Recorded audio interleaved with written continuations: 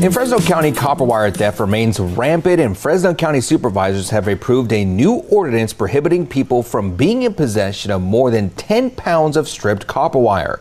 But a letter sent to supervisors from the Fresno County District Attorney's Office warns them that prosecutors may not be capable of enforcing part of this rule. So on this Wired Wednesday, GVY reporter Edward Smith joins us to break down what issues may be at play. Edward, good morning. Hey, good morning. So with that being said, what do supervisors say about District Attorney Smith-Camp's concerns about the copper wire theft rule? Yeah, so District Attorney, so Smith-Camp kind of let them know that she had some concerns. You know, she praised the rule, but she said that California Attorney General Rob Bonta, it's possible that if they made any arrests or tried to charge them with any crime, it's entirely possible that Rob Bonta could reverse any of those decisions. So she wanted to wait for an opinion.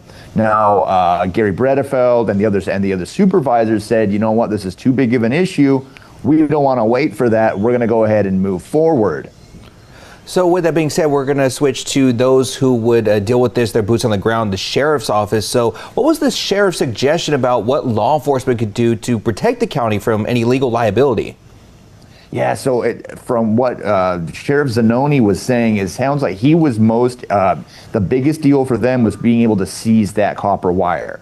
Now, he suggested to supervisors that instead of arresting people, sending them to jail, they could issue them citations and then kind of stack those citations on the side until they get clarity from Rob Bonta's office. Because he said just seizing that copper wire is a big enough deal that it'd be a big deterrent in the tools that they need to kind of prosecute and to prosecute criminals.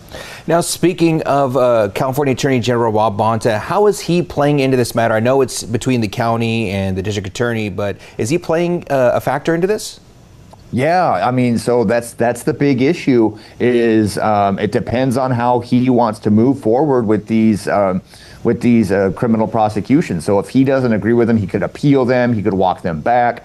Because he already has some rules. There's already state laws against copper wire theft, but a lot of those apply to recyclers. So, you know, the county kind of moving forward with their own ordinance, it really depends on what whether the state's going to back them up or not. And going back to the Fresno County Board of Supervisors, what did Supervisor Gary Bredefeld say about the rule? You know, he thinks that it's a very important rule. Copper wire thieves often do tens of thousands of dollars of damage, you know, just to get, $50, $60 worth of copper. He said that, it's a public safety issue. It hurts ag businesses because, if you're out there, you're stealing, a power cable or, telephone cable, now you just lost telecom access. So AT&T even came out and said, we're very much supportive of this new rule.